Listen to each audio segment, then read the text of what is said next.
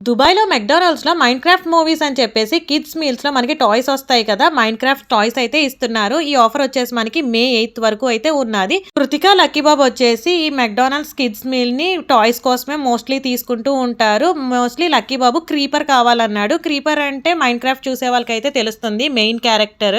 Creeper వచ్చేసి week 1లో పెట్టారంట. అది ఫాస్ట్ మూవింగ్. సో మేమెళ్ళింది వీక్ 4 కాబట్టి మాకైతే ఇలాగ రెడ్ స్టోన్, యెల్లో స్టోన్ వచ్చినియి. లక్కీ బాబు మెయిన్ క్రీపర్ కోసం వెళ్ళాడు కదా! అట్లీస్ట్ ఆ రెడ్ స్టోన్ లో చిన్ని క్రీపర్ అయితే మాత్రం ఉన్నది.